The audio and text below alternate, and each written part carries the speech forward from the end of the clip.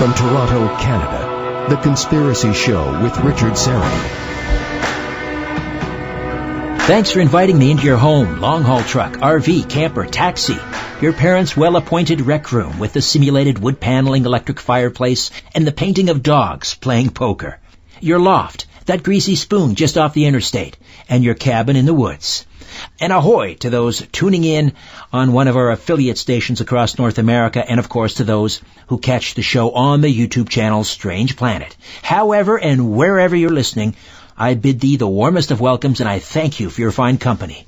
For as long as I can remember, Rosemary Ellen Guiley was a part of this program. Now my show changed homes, different radio stations here in Toronto up and down the dial, and it even changed names, but Rosemary was always part of the show.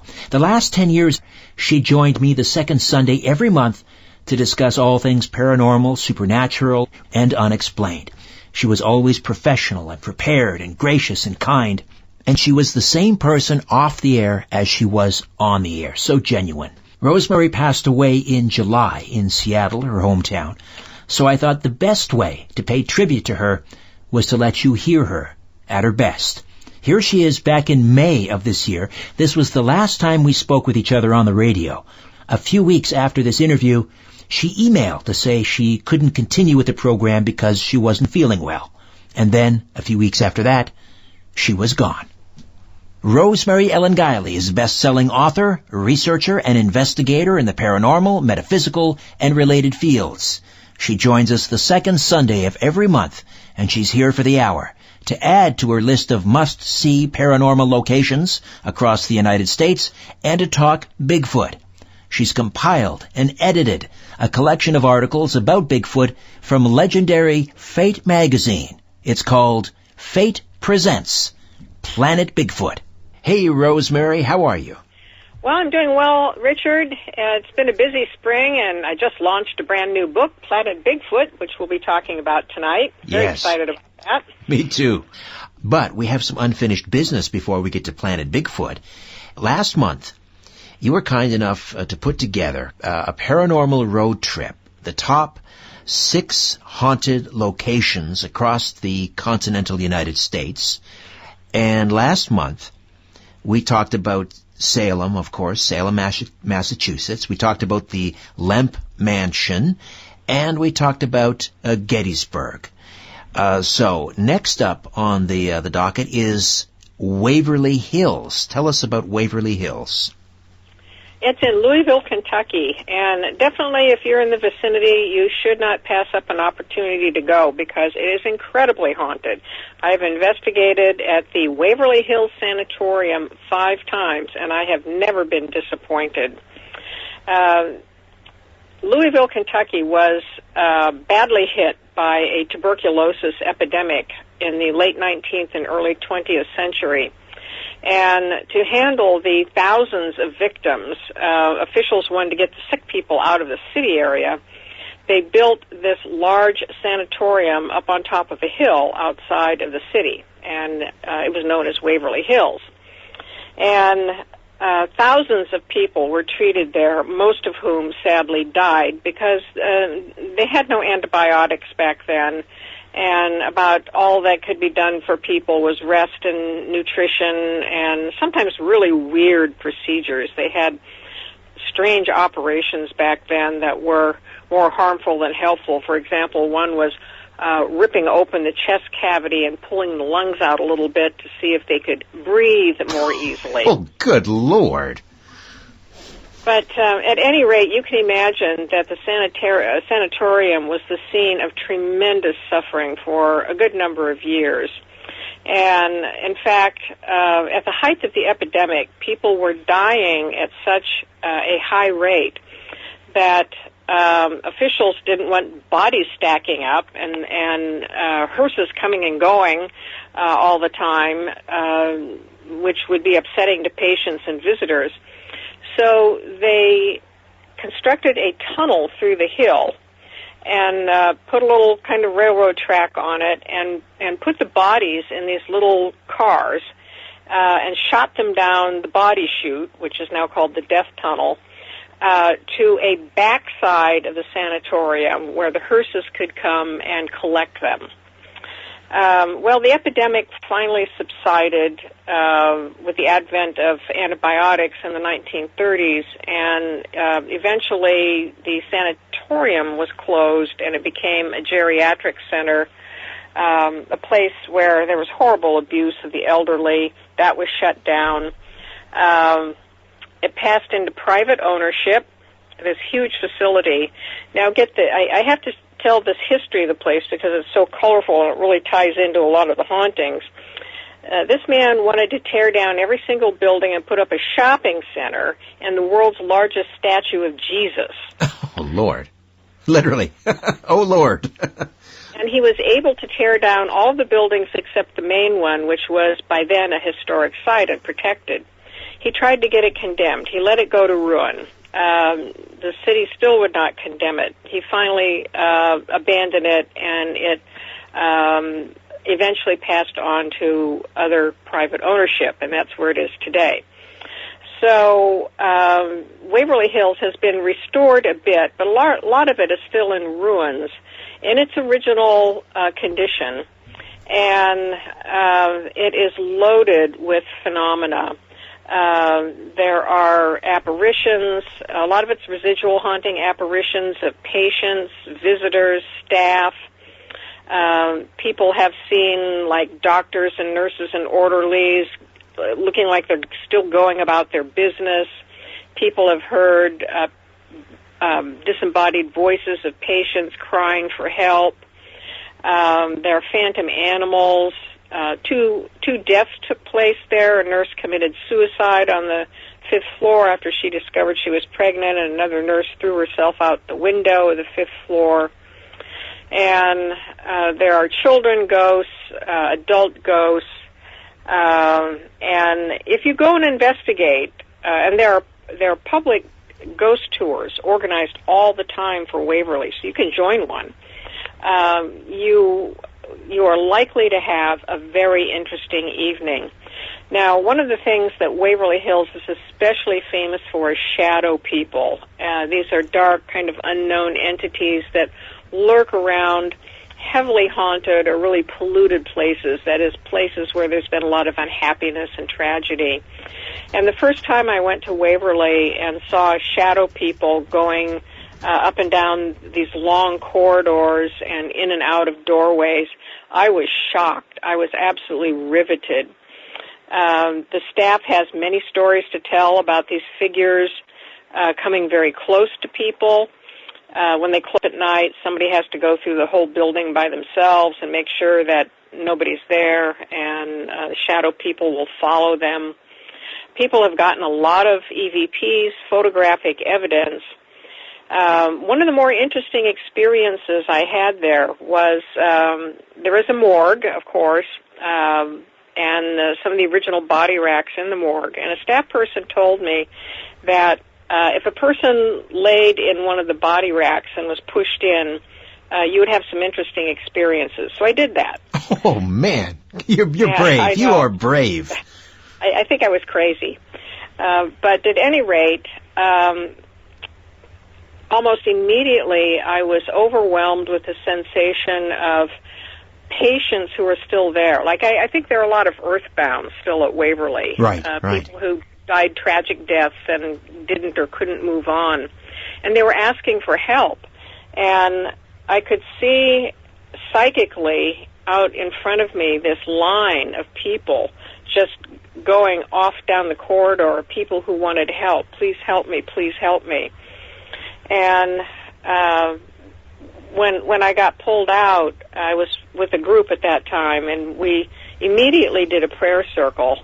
And we said, it was just too overwhelming to deal with each one individually, but we did do prayers for all of those who are still at Waverly and are seeking peace and getting to the light. So Waverly has had some restoration done to it, and some people feel that that's disturbed some of the hauntings. Sometimes restoration does that. But there's still plenty there. It's a 5-story building. It's got huge, long corridors, and most of these are open air because it was the philosophy that patients needed to be wheeled out into the fresh air. And so a lot of the activity that people see with the apparitions and the shadow people are up and down these long corridors with apparitions and the black shapes moving back and forth across the hallways. Is it better to go at night or during the day? Well, you can take a tour during the day, but if you really want the action, sign up for one of the nighttime tours.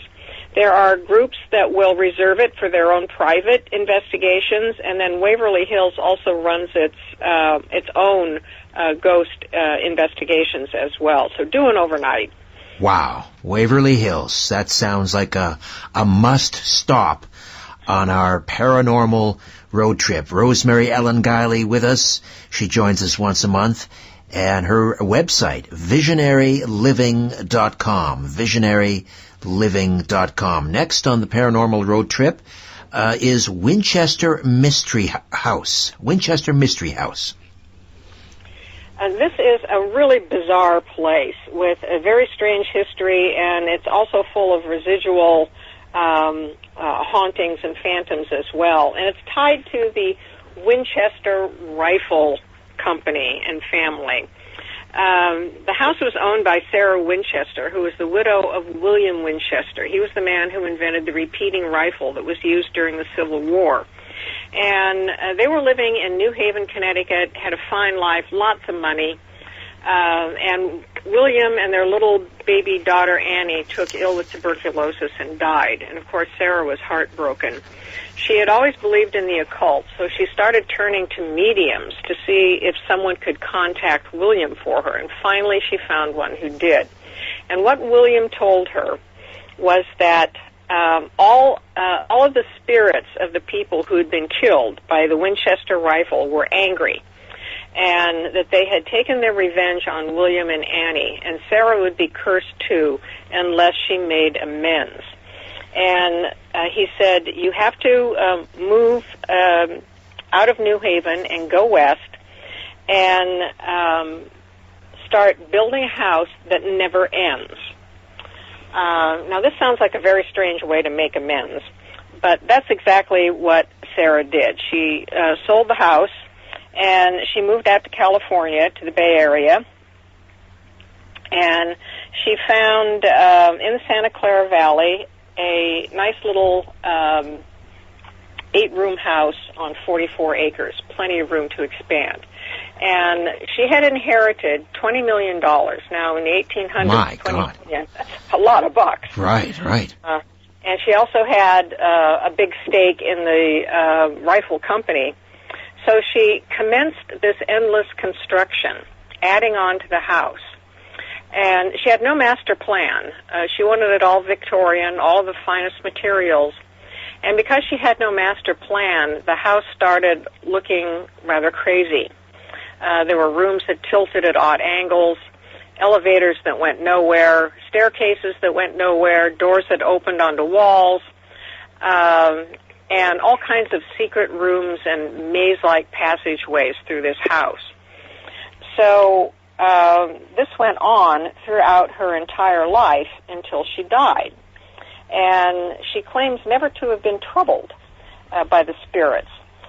She had a secret room called the Blue Seance Room, and she was the only one who was permitted to enter this room. And it was said that many nights at midnight she would go into the seance room and summon the spirits of the dead who were around her by tolling a bell and conduct a seance with them. She also held dinner parties for them. She was obsessed by the number 13, so a lot of things in the house had to have 13 window panes, 13 wall sconces, 13 this or that. So she had 13 seatings at her dinner party, and it was for her and 12 ghosts. People said, people who lived in the vicinity said they could hear odd noises coming from the house late at night, organ music when there was no organ in the house, and things like that. She would not allow people to visit. Teddy Roosevelt wanted to come and visit, and she turned him away, saying the house was not open. So this construction went on then, until she died at age 82. That was in 1922, and then it stopped. Now, by then, she had extensive gardens as well. By then, she had 160 rooms added to this house, 47 fireplaces, 2,000 doors, 40 staircases, and all of these little secret rooms that people had to discover later. So the house today is a historic place, as you can imagine. It's filled mostly with residual phenomena. That is, there was a piano in the house. People can hear phantom piano music, footsteps. People see apparitions. To my knowledge, there aren't any seances that are conducted there anymore. For a long time, the governing body of the Winchester House would not allow paranormal investigators to come in, but they have in recent years, and people have collected interesting evidence, photographic and audio evidence. I've never investigated there. I visited there during the day, and there is a very strange vibe to this place, as you can imagine. Here's a woman who is saturated in the spirit world. She literally lived with one foot in the spirit world. And keeping the spirit world appeased and at bay was her whole focus in life. And you can feel that in the house. So that also is definitely worth a visit. The Winchester Mystery House, and that's in California. Santa Clara Valley. Santa Clara Valley. All right, so now we're going to head up the West Coast to the Seattle Underground. Well, this is near and dear to my heart because Seattle is where I grew up, and I consider it my hometown. And a lot of people don't realize that Seattle actually has an underground city, and it is very haunted. Now, when Seattle was founded,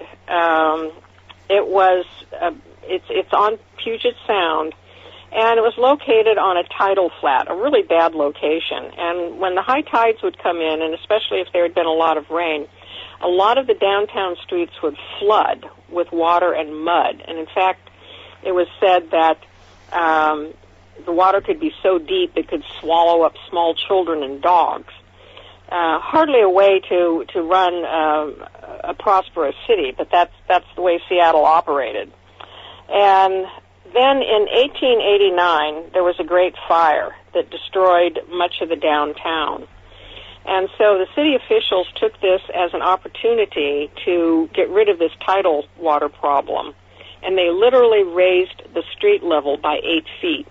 They erected pylons, log pylons, and a wall around a 25-block area, and literally rebuilt a new street level up over the old buildings, which then went into decay. And that's Seattle's underground, which can be accessed through a number of locations. Now, some of it's off limits because it's quite hazardous and not safe, but there are ghost tours that can be taken at night through these haunted parts of the underground, and they're loaded with residual phenomena and ghosts. Some of the ghosts are interactive. For example, there's still a bank with its old bank vault door, and there's a bank teller that seems to like to pull people's jackets and hair. People have heard disembodied voices. There are brothels down there, barber shops, retail shops, all the kinds of things that you could imagine would be in a city. Right. The ruins of them are still down there, the original wallpaper. And you can trace your way through a maze through the underground and see some of these original locations. People have captured all kinds of evidence, photographic and EVP down there. My favorite ghost tour is run by Spooked in Seattle. There's another one called Bill Spidell Tours as well that's also very popular. And Seattle is definitely a city worth visiting. It's quite a tourist destination. This is down in it's called the old Pioneer Square area, which for a long time was a very rundown area full of derelicts, and now it's gone through kind of a renovation. But it's in the oldest part of the city, And a lot of people don't realize that when they're walking around on the sidewalks downtown, they're literally walking over the building graves of the old town. Wow. And how many city blocks would it be underground that are still sort of navigable? I'm not sure how many of the 25 square blocks that were damaged by the fire. I'm not sure how many are accessible by the tours.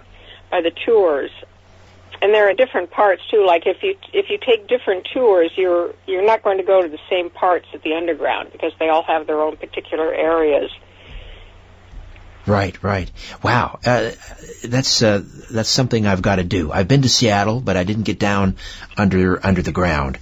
Now we are going to take a time out. When we come back, Rosemary, Fate Presents. You've got another fantastic book that you've edited and compiled, and you've combed through the many issues of Fate magazine that all relate to Bigfoot. Planet Bigfoot is next with Rosemary Guiley right here on The Conspiracy Show. Stay with us.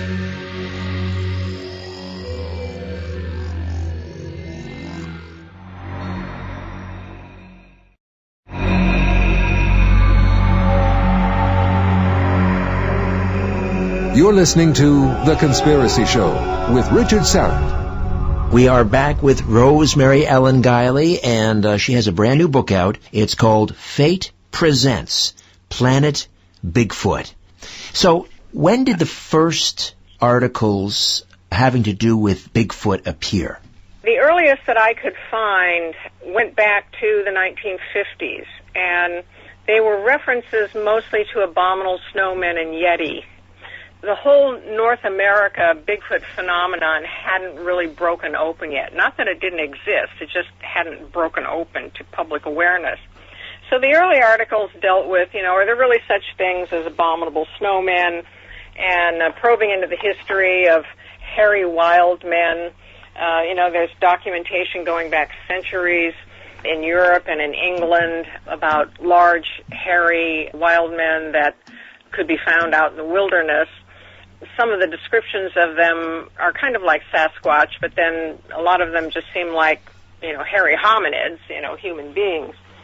But in the 1950s, that all changed. And in fact, some of the Fate writers actually pinpointed the birth of Bigfoot, or North American Bigfoot, to 1958 in California. Now, this occurred at a logging site in California, and some huge footprints were found in the area, and it spooked a lot of people, a lot of the workers. And since it was not unusual for rookies to have jokes played on them, some of it was just passed off to jokes, but these were like enormous human-like footprints that were far bigger than anything a person could make. And plaster casts were made of them. This lumber company was owned by a man named Ray Wallace, and he winds up being a very pivotal figure in the early development of Bigfoot awareness. So this hits the paper, and it becomes a media sensation. What's making these giant footprints? And so what starts coming to light then are stories from the Native Americans about Sasquatch, these large ape-like intelligent beings that have been on the planet before us, and they're kind of our elders and looking after the planet. Interest starts. So from the 1960s then, Fate coverage starts to pick up because of the increase in attention. Now, the next big development that we have is the 1967 Patterson-Gimlin film. Right. That was actually in the same area as Wallace's lumber camp. And Roger Patterson and Bob Gimlin allegedly took, Patterson did, his friend Gimlin was with him, of a female Bigfoot striding through the woods. There is no other film that has been more examined and dissected except for the Kennedy assassination Zapruder film. Right. It has been intensely scrutinized. Patterson was out on horseback. He was literally hunting Bigfoot. He needed money, and he's got his camera, and lo and behold, he lucks out and manages to catch this large ape-like creature. It was obviously female because it had breasts, striding through the woods. It's a very short clip. It becomes a sensation. And, of course, it's debunked, it's upheld. The film has been analyzed by animal experts, anthropologists, people who look at the gait. Could this possibly be a person in a big, bulky costume? Could a person imitate this kind of gait and stride? And the jury, frankly, is still out. And what do you think? I'm on the fence about it, Richard. And one of the things that puzzles me, now in some of the articles in this anthology, in Planet Bigfoot, there's a detailed examination of how this thing had to move and at what angle and behind and in front of what trees, and could this have really happened the way it looked. But one of the things that was pointed out was while this creature is striding away from Patterson, while it is still walking, it turns and looks at him. And it has been pointed out by anthropologists that no animal will do this. Not even people do this, at least very often. If you are trying to get away from something, you keep your eyes ahead of you, and if you want to look back, you stop and look back. That kind of puzzles me. Why would that be the case here? Also, the rest of the creature are covered in hair, and anthropologists have pointed out that hominids, female hominids, do not have hairy breasts. So there were stories over the years, people came forward and said, oh, it was me in a Bigfoot suit, I did it, the suit was made by a guy in Hollywood, it was all a big hoax, all they wanted was money. Well, Patterson and Gimlin never really made a whole lot of money off this film, and I don't like that argument anyway. That's one of the first things skeptics say is, oh, you're just in it for the money. Well, usually not, unless you're really trying to pull off some really clever hoax. But to this day, the camp is divided on whether or not this is a genuine film, and nothing like it has ever been shot that comes close.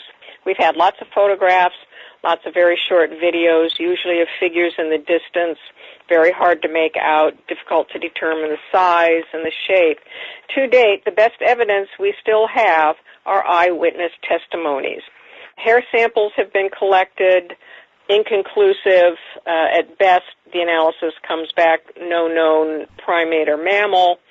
Doesn't mean it's Sasquatch, doesn't mean it's not. But the Patterson-Gimlin film, which really ignited a lot of research then. And so we have quite a well-developed field today of Sasquatch or Bigfoot researchers. Some people prefer Sasquatch, some people prefer Bigfoot, trying to collect evidence. There were accounts going back to colonial times of people seeing these creatures in the woods. Daniel Boone called them yowies, and he even claimed to have shot one. There are other claims from colonial and frontier times of people shooting and killing these creatures, but there's never been any evidence of a photograph or a body or bones or anything. So we don't know how to take these stories. To date, no one has ever captured one. We don't have any conclusive remains. The interesting things about Sasquatch is that, and this is my opinion too, I don't think it's a flesh and blood creature. And here again, we have a divided camp among researchers where some people say, look, it's an earth species just out in the wilderness and wasn't very, very well known or discovered, but it's flesh and blood, earth, animal. And other people who say, no, it's an intelligent creature that lives in another realm and has the capability of interdimensionality and has a connection to UFOs. It is interesting that there are many cases of Bigfoot sightings that are also tied to UFO activity. Yes. There's a great article in the book that you've compiled, Planet Bigfoot, by, of course, the great John Keel. That's right. And then one of the leading proponents of that argument, Kiwoni Lapsaritis, also talks about that, about the ET connection. and that the Sasquatch say that they are related to the star people and that they were seeded here to help look after the planet.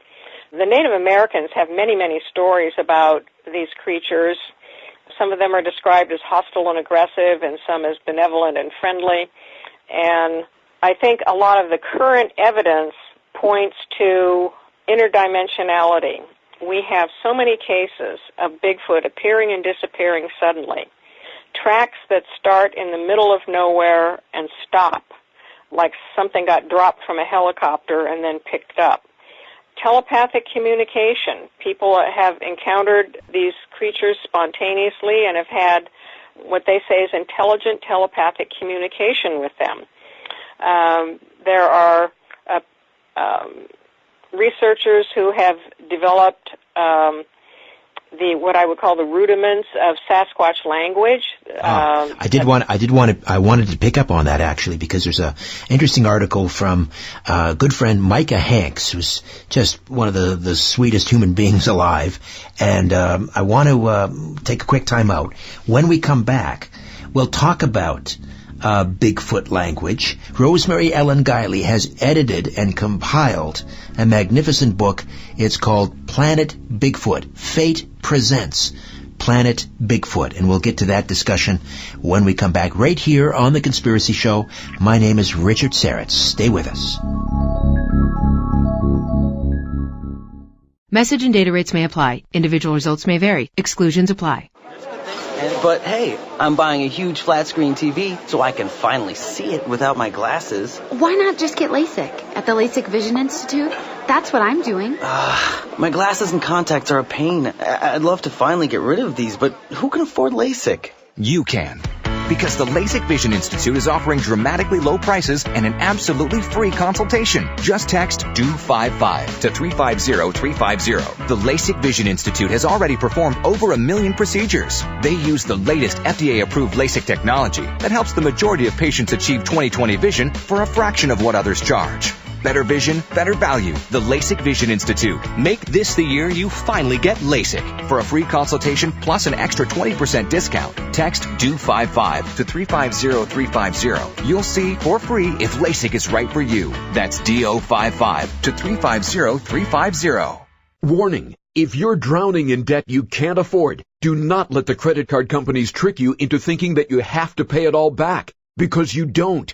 What the credit card companies don't want you to know is that there's actually a way to get debt-free without paying off your entire debt or going bankrupt. If you have $10,000 or more in credit card debt, you now have the right to let us settle that debt for a fraction of what you owe. For free information, call Credit Associates now. 1-800-959-5928. We'll even show you how much money you could save. If you can't afford to pay off all your debt, do not let the credit card companies trick you into thinking that you have to. Call Credit Associates now for free information on how to get debt-free faster than you ever thought possible without debt consolidation or bankruptcy. We depend on your success and offer a guarantee, so there's no risk. For free information, call now. 1-800-959-5928. That's 1-800-959-5928. 1-800-959-5928.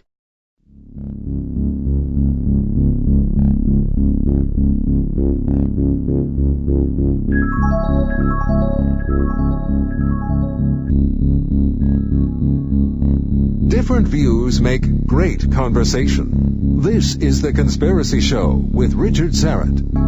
Fate Presents Planet Bigfoot, edited and compiled by Rosemary Ellen Guiley. Now, just as a reminder, Rosemary, how far back does Fate magazine go? Didn't it recently celebrate a big anniversary?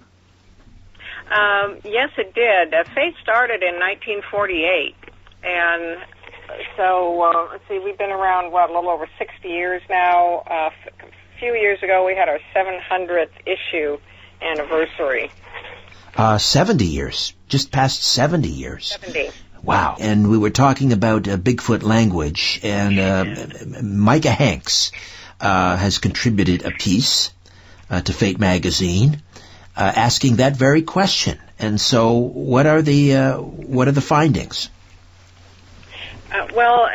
Individuals who've had encounters with these creatures, now many of them, as I mentioned in the last segment, talk about telepathic communication, but they also have heard oral communication, especially if they've been around more than one of these creatures.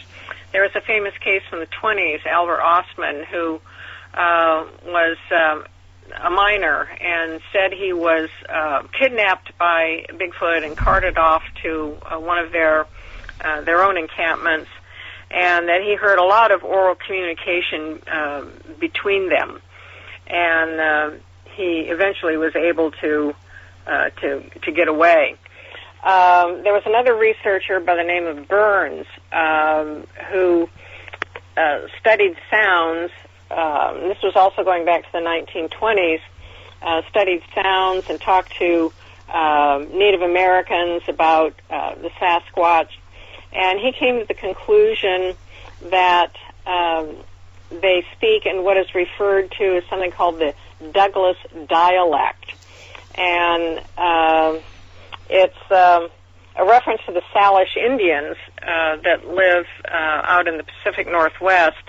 And they have different dialects, and that the Sasquatch dialect sounds very similar to one of their speech patterns. Now, there's another researcher by the name of Ron Moorhead who has spent, at least a couple decades now, researching Sasquatch in the Sierra Nevadas. Mm-hmm. And he has collected a lot of Bigfoot sounds. And he says that he has pieced together what he feels are at least the foundation of a Bigfoot language. No one has learned how to speak Sasquatch yet, however, but it makes sense.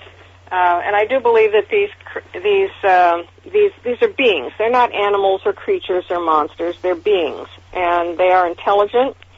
They have their own modes of communication. In many respects, they're superior to us because they've mastered paraphysical phenomena that we can't do. There's no animal on Earth that can disappear and reappear in an instant, and bilocate very quickly. People talk about that they encounter a Bigfoot, and 1 minute it's here, and the next second it's behind them or relocated off to the side. They are also purported to have healing capabilities as well. People say they've been healed by Bigfoot. And this is evidence that gets harder and harder to ignore. I think that researchers have to put it on the table. Whether or not you still think that it's a flesh and blood creature, you have to consider all of this eyewitness anecdotal evidence from many disparate sources that confirms the same characteristics. We're not dealing with something of this earth. I believe that Bigfoot lives in a parallel world to Earth most of the time, and that it has the capability to come into our world. It seems to like to forage around for a lot of food on this side. By and large, they prefer to avoid people because they consider human beings to be violent and hostile. Some of them have acted out aggressively toward human beings, and others not. They're more curious than anything else. When we come back, we'll talk about Bigfoot sightings elsewhere, aside from North America. For example, Nick Redfern will check in with an article in search of the British Bigfoot. We'll do that when we come back. Rosemary Ellen Guiley, visionaryliving.com, the website, and the new book is Fate Presents Planet Bigfoot. More of The Conspiracy Show. My name is Richard Serrett. Stay with us.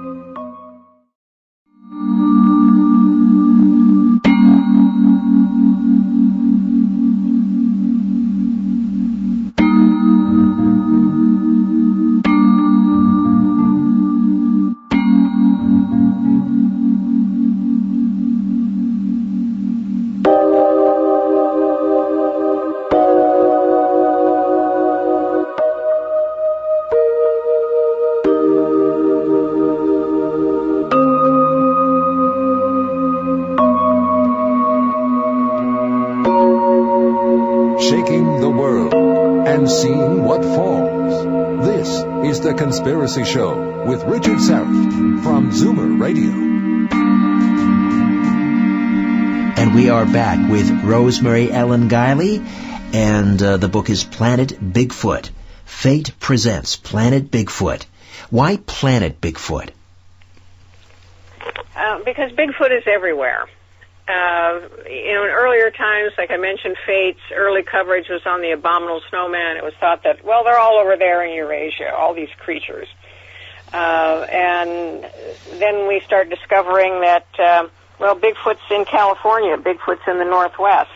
Guess what? It's in Eastern America, too. It's in Canada. In fact, Bigfoot has been reported all over the world, including South America, and I have an article from Scott Corrales about that in Planet Bigfoot. And also the British Isles. Nick Redfern writes about this. So hard to imagine, an 8-foot, 9-foot bipedal hairy creature in merry old England, but there you go. What does Nick have to say about it? There you go. The oldest account on record is 800 years old, and they called it a wild man, and it was captured on the east coast of England, and it was described as naked and like a man, but covered with hair, had a long shaggy beard, and he would only eat raw food, and they finally let him go. They couldn't get anything out of him, in terms of information. And he eventually came back on his own free will and then escaped again and was never seen. Now, these sorts of hairy wild men have been reported throughout Europe as well. But here we have an 800-year-old account from England. And then there are accounts from the 19th century in England where people out riding at night came across these huge, shaggy, man-like things that looked like, one was described as half man, half monkey, had large glowing eyes, attacked a man on horseback, and he was able to fend it off with his whip. But he said the whip passed straight through its body. Now that's another characteristic that people report about Bigfoot today, is that they've observed Bigfoot passing through solid matter, like going literally into the sides of cliffs or passing through the walls of a house, for example. So these sorts of things have been reported for hundreds of years in England. And now the current hotspot in England is an area called Cannock Chase, and I was just there this spring. I did not get to do a nighttime vigil there, unfortunately. But Cannock Chase is a heavily wooded area that's very, very haunted, and Bigfoot and dogmen have been seen there on numerous occasions. So that's the current hotspot in England. Why should England not have these if everybody else does? I suppose. There's a case of a reporter who actually vanished. Was this reporter trying to track Bigfoot, or was he doing a story on Bigfoot? Tell me about this story by Charles Sasser. Yes. That concern, actually, I think it was a woman who vanished. She was out in Arkansas, and she's 68 years old. And she'd been out with her husband and her stepson and fiance, and they were just out walking in the woods. And after they'd been on the trail for a while, Gloria, which was her name, she decided to go back to the lodge because it was wintertime, it was kind of cold, and she was never seen again. Search party was brought in, helicopters, people combing the trails. She was never found, and people started speculating that because this area was known for Bigfoot activity and Bigfoot sightings, that a Bigfoot had carted her off. And I'm wondering, the David Paulides collection of books on missing 411. All these people that go missing from national parks and so forth. He's never come out and said, that it's Bigfoot. But what are your thoughts on that? So many people go missing in national parks throughout North America. And this story about this reporter who vanished just kind of reminded me of that. Well, I do think that is a reasonable possibility. We've had accounts of Bigfoot kidnappings going back quite a ways in time from people who have come back to tell about it. So certainly there might be cases where people are abducted and they don't come back. And it could be not just Bigfoot. There could be other creatures that could abscond with people. There might be dogmen. It might be aliens. But I think that it's a possible explanation. I don't think that so many people vanish for no reason at all. Tell me a little bit about Bigfoot hunter John Green. Well, John Green was a Canadian, and he was one of the most respected Bigfoot researchers, and he collected over 3,000 cases in the course of his life. And that reminds me, I do want to get back to Ray Wallace, too, before we wrap up the show. And, he was of the opinion that Bigfoot was real, and